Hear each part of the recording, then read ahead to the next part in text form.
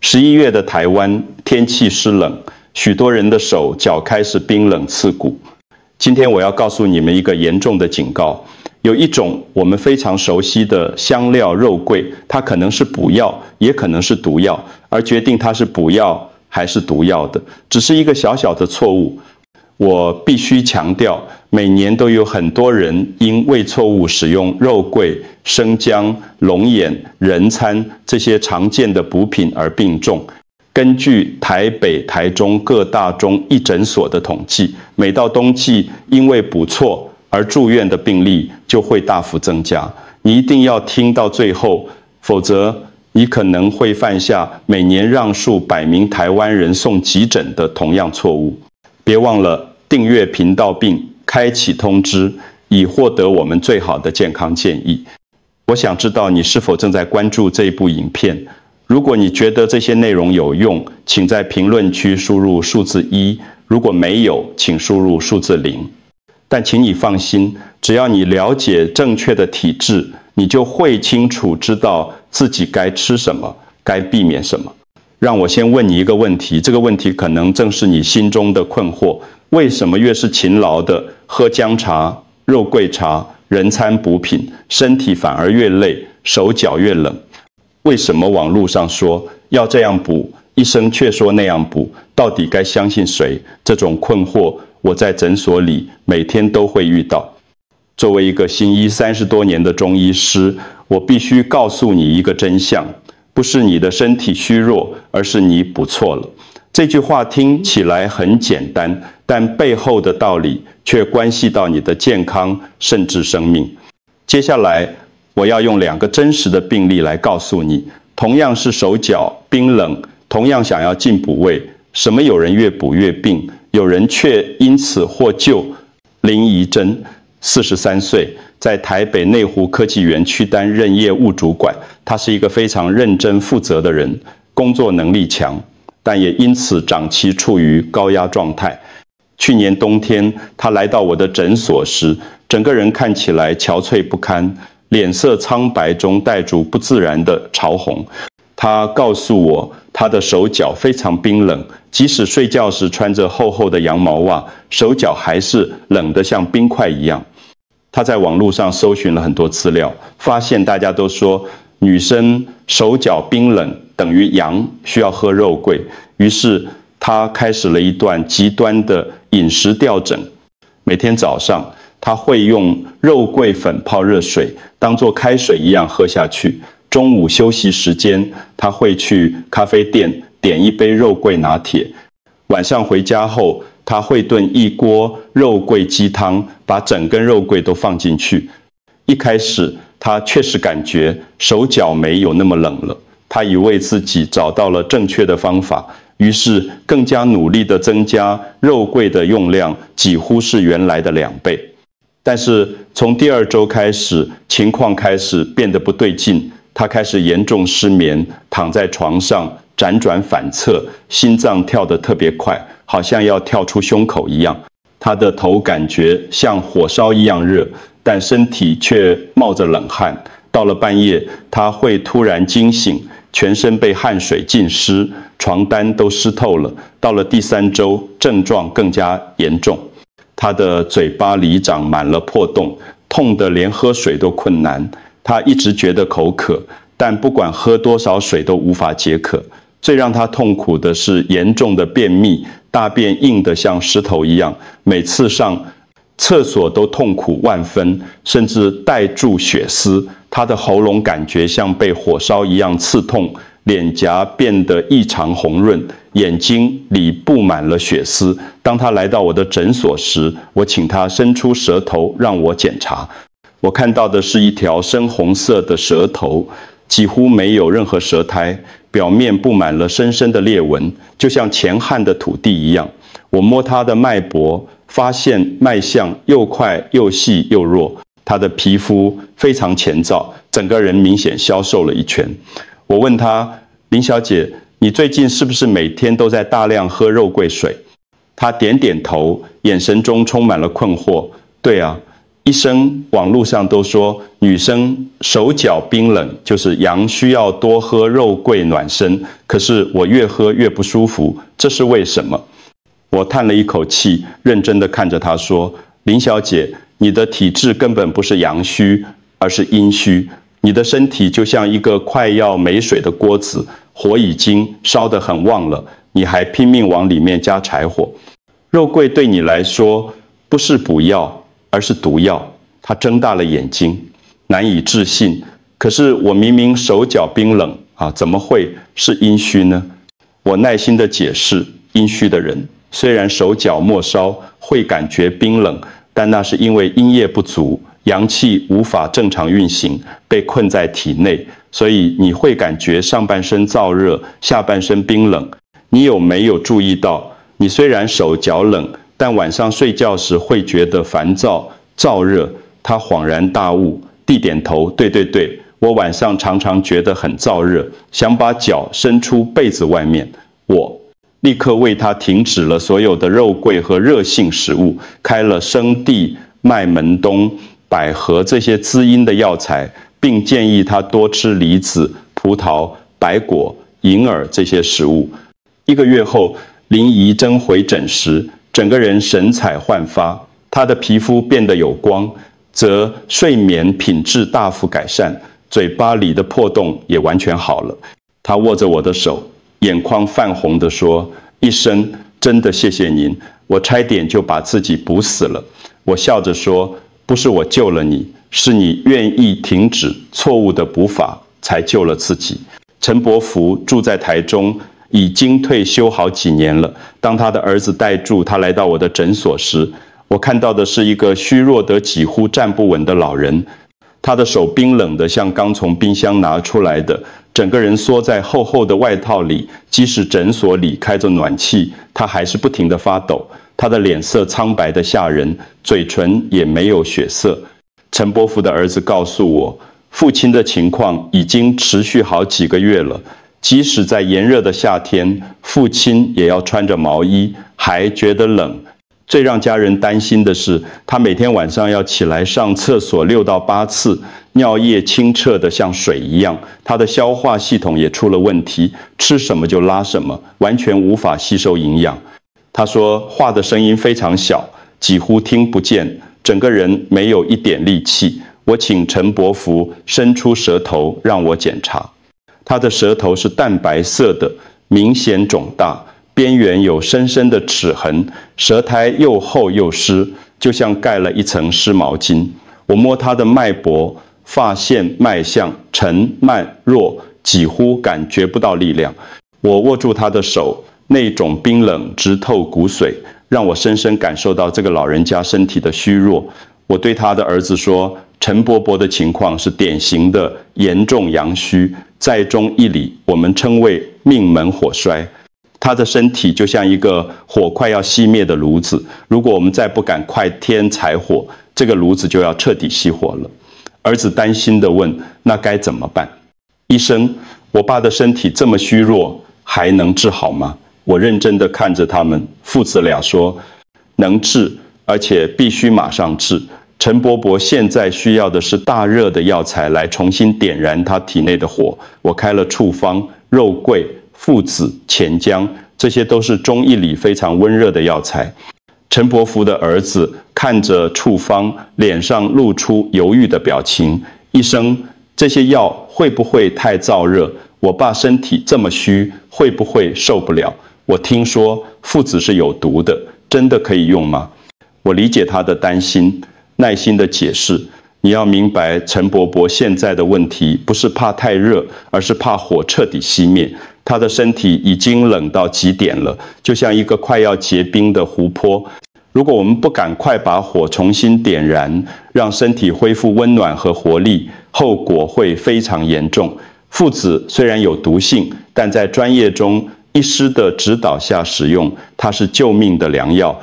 第1周回诊时，我就看到了明显的改善。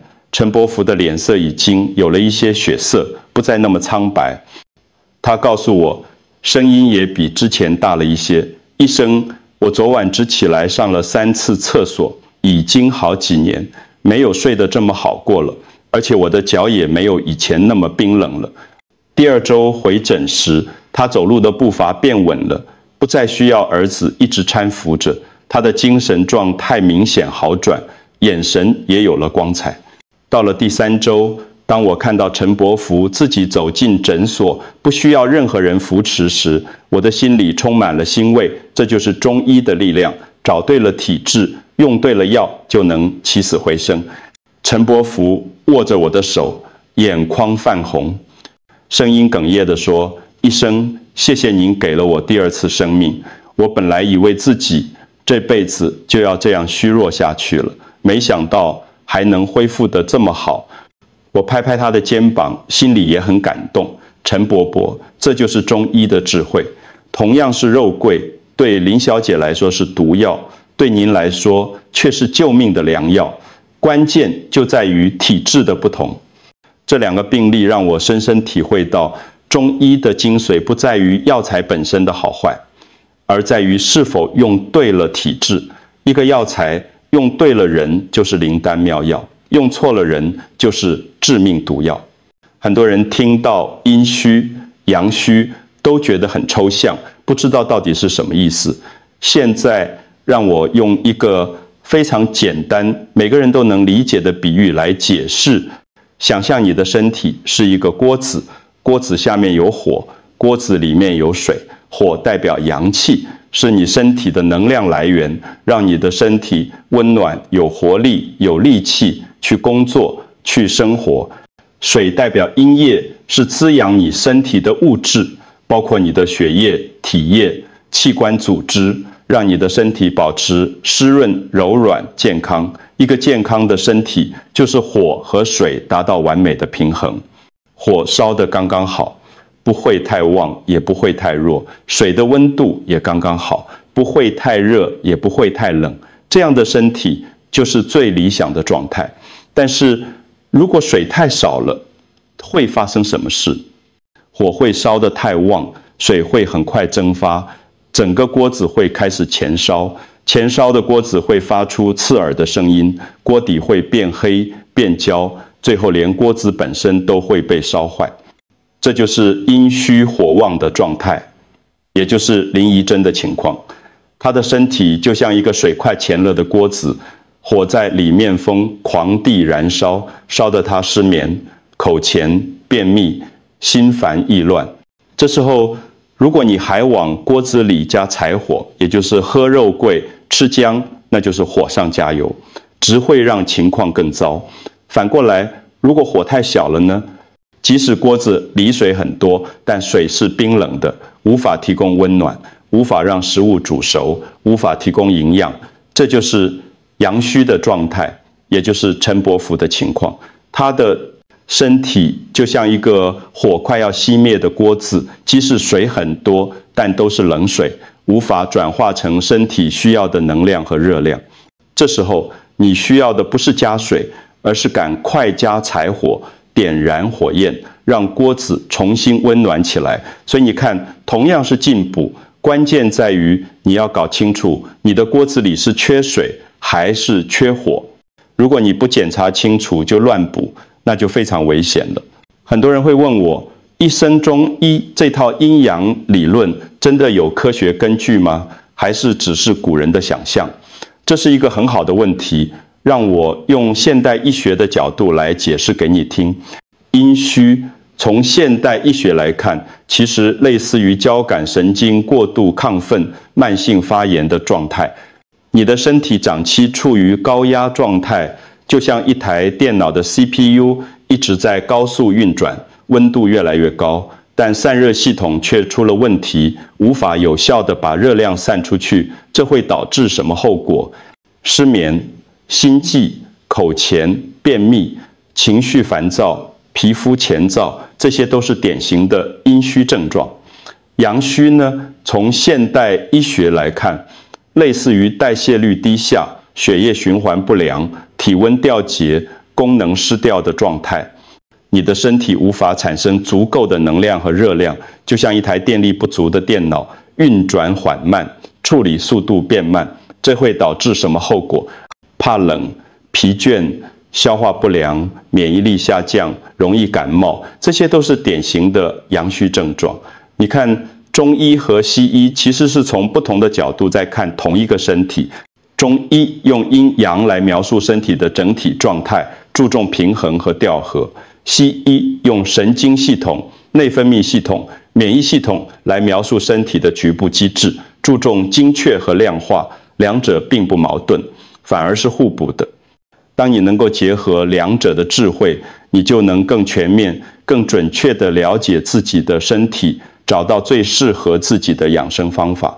台湾的冬天有一个非常特别的地方，那就是湿冷。这种湿冷跟北方的前冷完全不一样。北方的冷是前燥的，虽然温度很低，但只要穿得够暖，其实还好。但台湾的冷是湿冷，是一种会渗透到骨，头里的冷让人感觉特别不舒服。为什么湿冷特别危险？因为湿气会阻，碍阳气的运行。就像你点了一把火，但周围都是湿气，火怎么烧也烧不旺。这种情况下，你的身体需要消耗更多的阳气来对抗湿冷。所以在台湾的冬天，很多人会觉得特别怕冷，手脚冰凉、疲倦、无力。这时候，大部分人的第一个反应就是我一定是阳虚了，要赶快进补。于是开始喝姜茶、肉桂茶，吃羊肉炉，吃姜母鸭。但是这里有一个非常大的陷阱，一个让很多台湾人都掉进去的陷阱。很多人表面上看起来像阳虚，手脚冰冷、怕冷、疲倦，但其实是阴虚假冷。什么是阴虚假冷？就是你的身体内部其实是火旺的，但因为阴液不足，血液循环不好，阳气无法正常运行到手脚末梢，反而被困在体内，所以你会感觉手脚冰冷，但同时又会有口乾、失眠、便秘、心烦这些阴虚的症状。这种情况在台湾特别常见，因为台湾人的生活形态长气，熬夜工作，压力大，爱喝冷饮、吃冰，常待在冷气房，都会导致阴虚。加上台湾湿热的气候，很多人其实是湿热体质，并不是真正的阳虚。如果这时候你大量进补温热的药材，就会火上加油，让阴虚更严重。所以在台湾的冬天进补一定要特别小心，不要看到手脚冰冷就马上喝姜茶、肉桂茶。你要先观察自己有没有其他症状。你晚上睡得好吗？你会口乾吗？你会便秘吗？你会心烦易怒吗？如果有这些症状，那你很可能是阴虚假冷，而不是真正的阳虚。现在我要教你3个非常实用的方法，让你在家里就能初步判断自己的体质。这3个方法都很简单，不需要任何仪器，只需要你仔细观察自己的身体。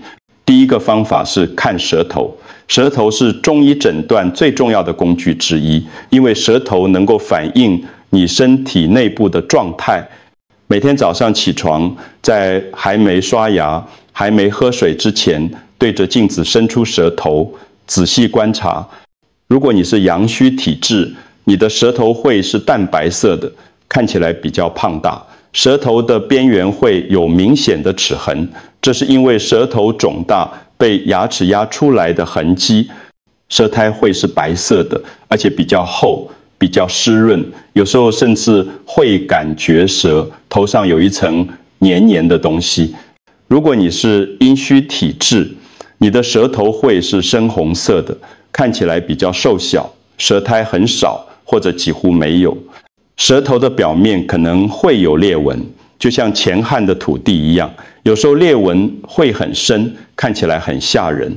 第2个方法是摸手脚，在不同的时间点摸摸自己的手脚，感受一下温度。如果你是阳虚体质，你的手脚会是那种深层的冷，不管你怎么搓，怎么穿厚袜子，都很难暖起来。这种冷不是表面的冷，而是从骨头里透出来的冷，让人感觉非常不舒服。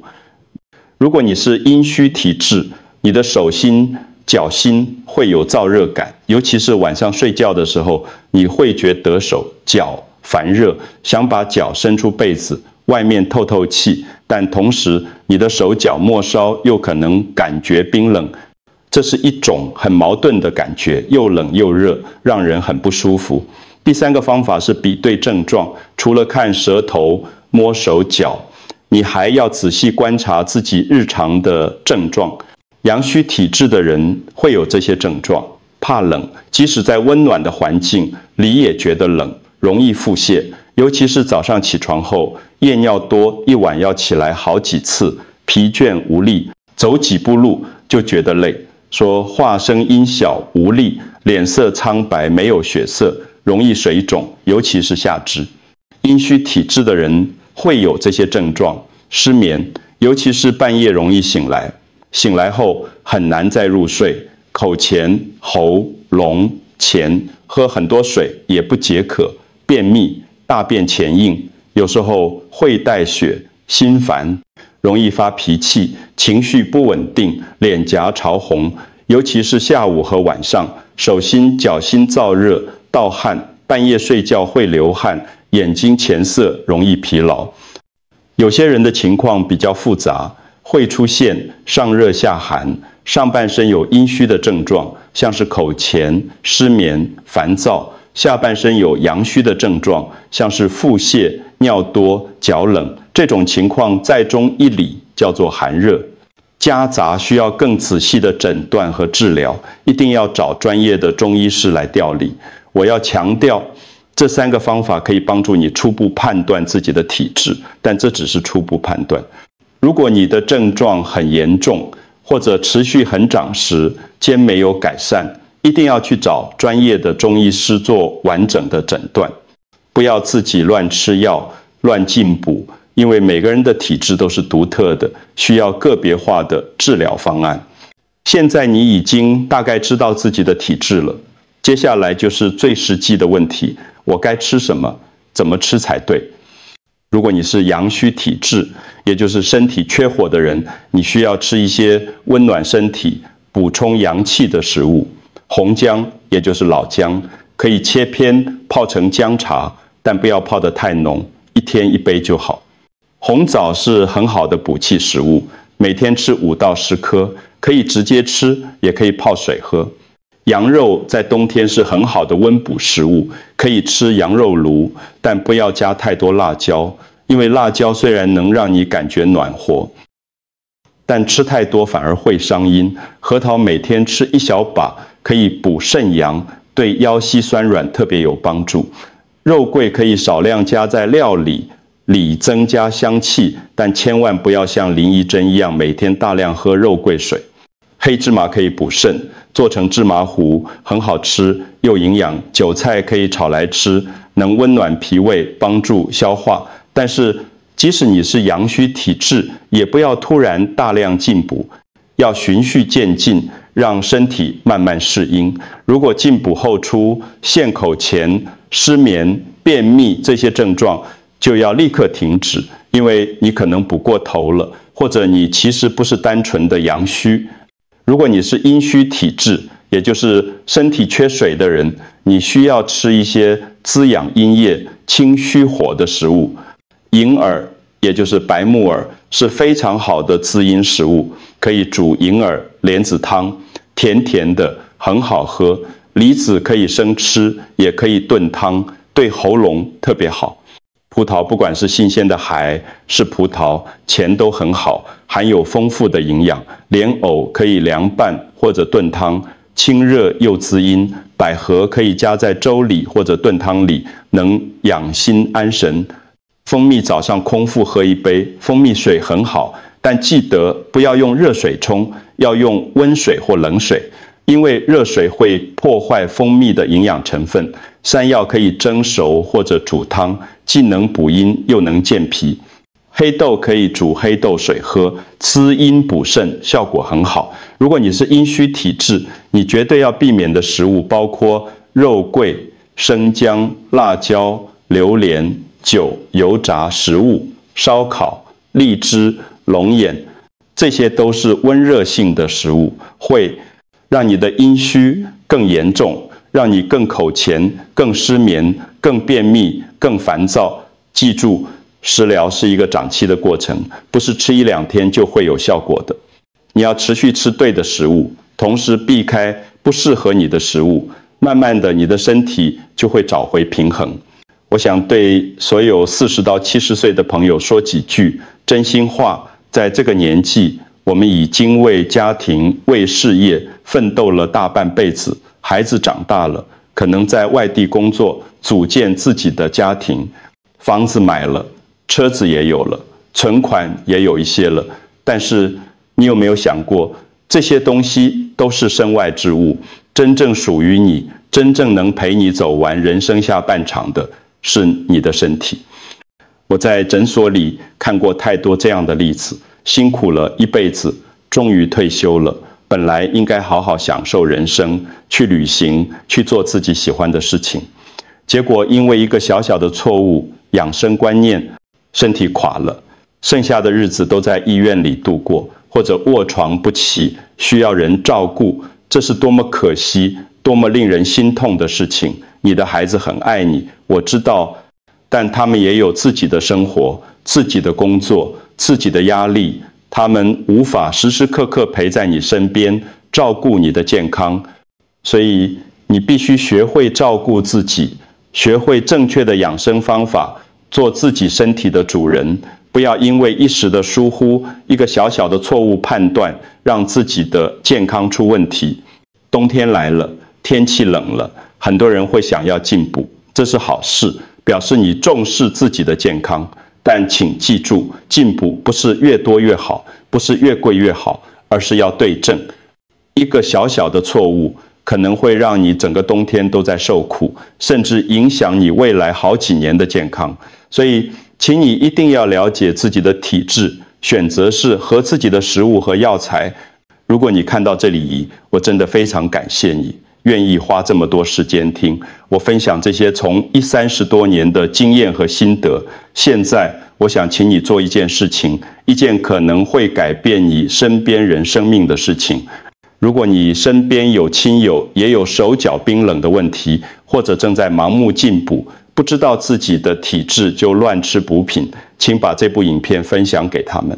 你的一个小小的分享动作，可能会让他们避开一个巨大的健康陷阱，可能会救他们一命。很多人的健康问题其实都源于错误的资讯。我们生活在一个资讯爆炸的时代，网络上什么说法都有，但不是每个说法都是正确的，不是每个方法都适合每个人。我希望透过这部影片，能帮助更多人了解自己的体质，避免走上错误的养生之路。另外，我知道你们可能还有很多疑问，很多关于养生的问题想要问，比如说，蜂蜜可以每天喝吗？什么体质的人不能喝蜂蜜？冬虫夏草这么贵，真的人人都适合吃吗？冬天泡脚看起来很舒服，但为什么有些人越泡越虚弱？为什么有些人泡完脚反而更难入睡？这些问题我会在下一集详细解答。下一集我们要来谈谈台湾冬季泡脚的真相。泡脚看起来是一件很简单、很普通的养生方法，但其实里面有很多学问，有很多注意事项。泡对了，可以促进血液循环，帮助睡眠，缓解疲劳。泡错了，不但没有效果，反而会伤身。记得订阅我们的频道，开启小铃铛，这样下一集上线时你就不会错过了。我真心希望每一个人都能找到适合自己的养生方法，都能健康快乐的度过人生的每一个阶段。祝福大家都能度过一个温暖健康的冬天。我们下次见。